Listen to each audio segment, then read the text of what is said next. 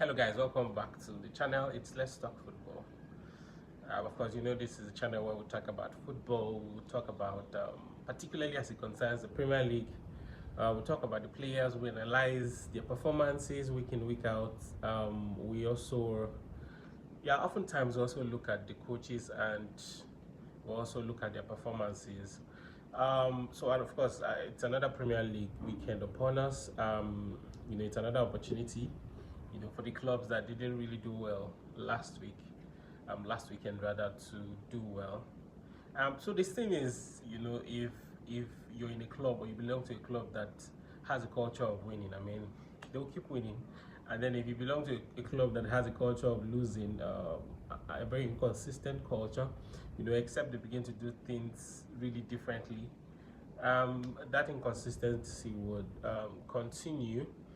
Now, talking about the last Premier League weekend, of course, where we, saw some really crazy performances. We saw some exciting performances as well.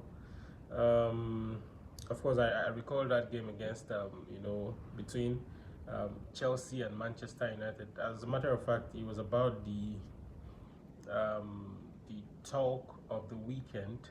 Of course, it was played on Saturday evening. I think it was around 4:30 or 5 p.m. or thereabout. It was one match that, of course, even though Manchester United won that game, I wasn't surprised because the two teams, when they got into the pitch, their performances were not really cool. I don't know if it was because of the weather condition, because it was raining. Yeah, so I wasn't really surprised as such with the outcome of the game. But performance-wise, man, I was not impressed. I watched it from the very beginning to the end. I wasn't impressed at all. I wasn't impressed. And as the match was going on, I remember I was making social media posts. I was saying it was one match that Manchester United had a very strong opportunity to score as many goals as possible, because I think it was about, I can't remember the exact number of minutes now, but I think it was around maybe 10-15 minutes into the game, or 8 minutes or thereabouts, that Sanchez, of course the Chelsea goalkeeper, got a red card. He was sent off for stopping Mbeumo from actually scoring that first goal. I think it wasn't even up to 10 minutes, if my memory serves me right. So as soon as he was sent off, it was as though the entire Chelsea team were destabilized. In less than 20 minutes, the coach had to make like 3 changes, and then of course we recall that Cole Palmer had to leave the pitch. I think he was injured or something. So Chelsea as a team were destabilized, and it provided Manchester United a very strong opportunity to score as many goals as possible. But as usual, they kept on missing chances from Bruno Fernandes. They didn't really utilize many of the chances they had to score. And then, of course, Shesko didn't also score. Shesko is one player I can't really wait to start scoring, because, like I would always say, he has the potential, to become one of the top strikers in the league. Yeah, but of course, many other players had better opportunities to score. But then in that game, we also saw that it appears as though Manchester United is not able to, or has not been able to, tackle some of its challenges. Of course, we saw pockets of challenges from the midfield, and then Casemiro, of course, he had a very good game. He scored the first goal, before Bruno Fernandes. Sorry, he got the second goal, after Bruno Fernandes's goal. But then he was sent off. I mean, personally, I don't think it made sense to commit that kind of foul. I mean, you're right there in front of the referee, and then you're holding your opponent. It didn't really make sense to me. And then it points very well to the challenge that he has. I think he's no longer as fast as he used to be. Apparently, he's not getting any younger, so it's quite understandable. And then he makes, and then of course it points to the fact that Manchester United really needs someone who is fast, someone who is younger. Kobe Mino, of course, in that position, because if he was fast, I think he would have recovered that ball instead of having to grab the Chelsea player that got him that red card, and then of course he was sent off. So the two teams were down to 9 men. But of course, overall, um, thank God for the victory. At least for the very first time since he came on board, Ruben Amorim has now got like a back-to-back Premier League win, and I think it's worth celebrating, looking at where the club was coming from. But I mean, they can make it better this weekend. When they go against Brentford in the Premier League, they can make it 3 wins in a row. That would make sense. Yeah, if you ask me, that would make sense. And then I think that it would, to some extent, reduce the extent of criticism that the coach has really had to endure these past few weeks, and of course the players as well, because I'm not absorbing them of that blame.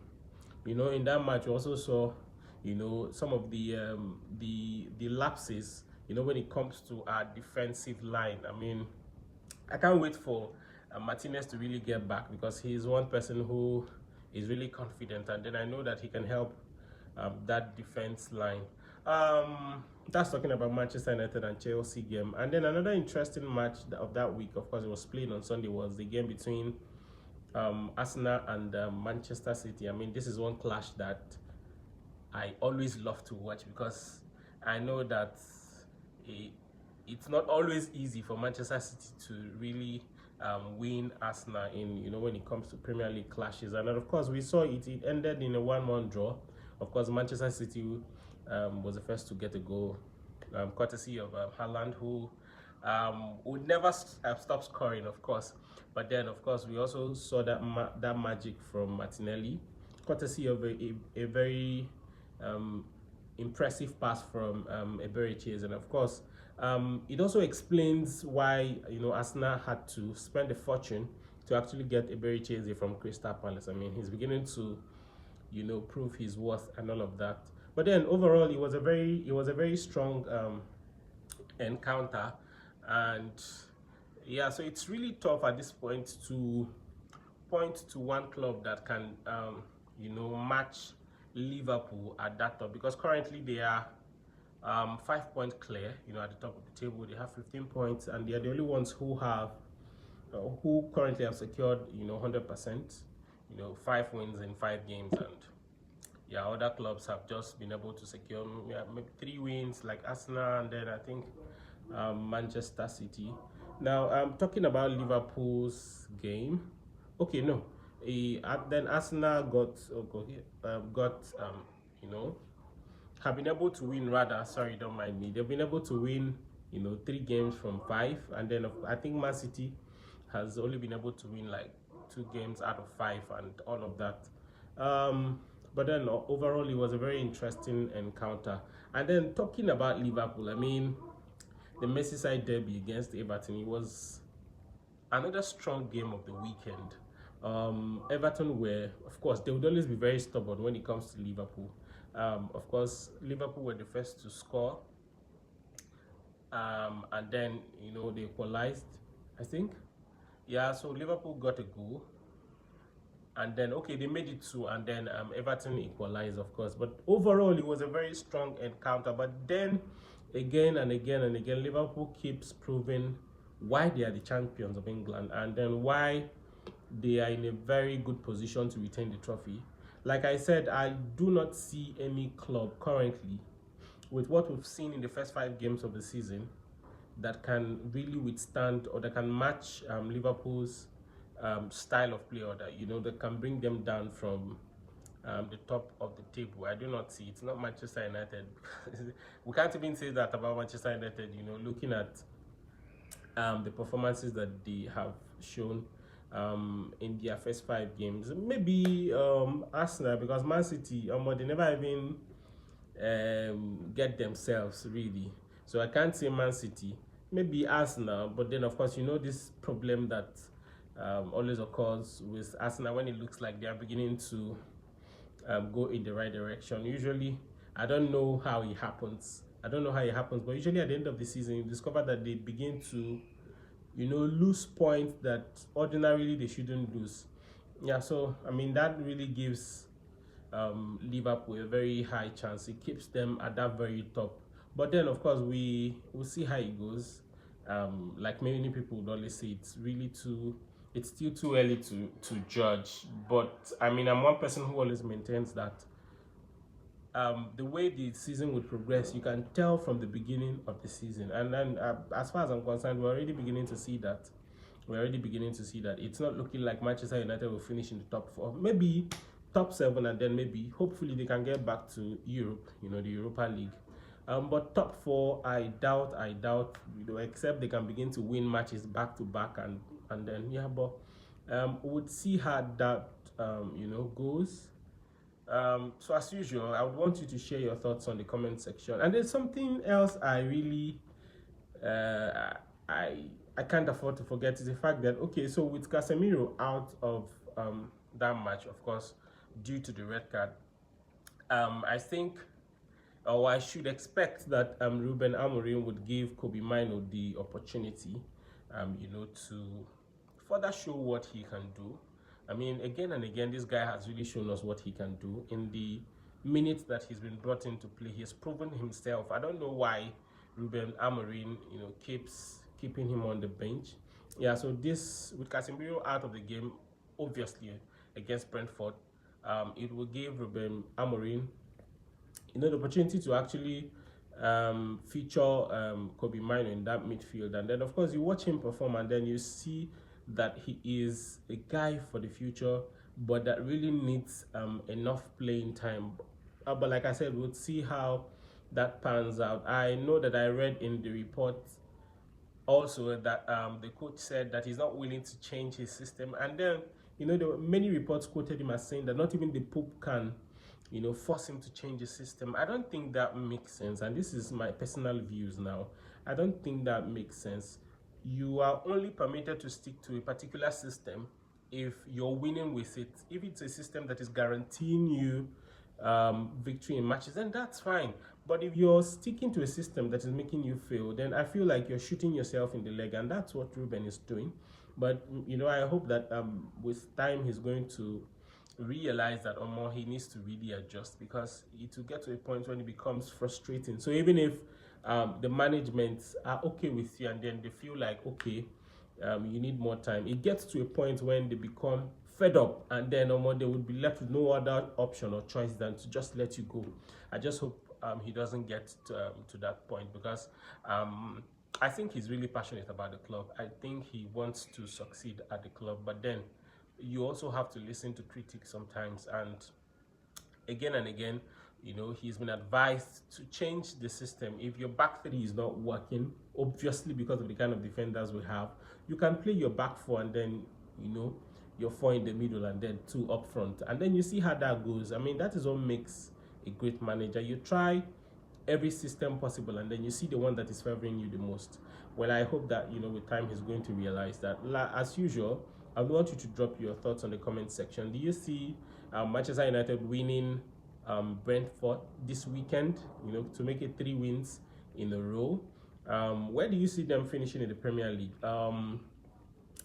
Do you think that Liverpool, who are currently the champions in England, do you think that they have a very strong opposition? Just share your thoughts on the comment section. And then there's something else I wanted to talk about.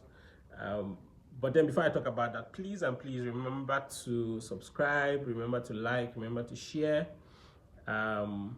the video, please, because it not really make sense if I keep dropping videos week in, week out, and then you're not liking, you're not engaging, you're not subscribing. That's talking about those who are yet to subscribe now.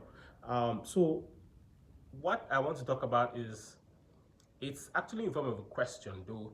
Do you think that Alexander Isak made the right choice by leaving Newcastle and joining Liverpool? Because with what we've seen so far, it appears as though he's not the first choice striker.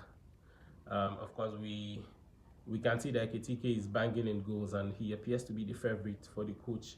But probably with time, Isak is going to, get his place in the club. But do you think that he made the right choice? Do you think he will? Of course, every player naturally would want to go to a club where their success is guaranteed. And if you ask me personally, beyond just playing for Liverpool, I feel like he joined the club because he wanted to win trophies, and he didn't see Newcastle as a club where he can win trophies, at least not now. But then I also recall that, while he was at Newcastle, there's hardly any week he didn't that goes by that he didn't score. But I don't think he has even gotten a goal since he joined Liverpool, and then he's starting from the bench. So just share your thoughts on the comment section. Do you think it was the right choice for him?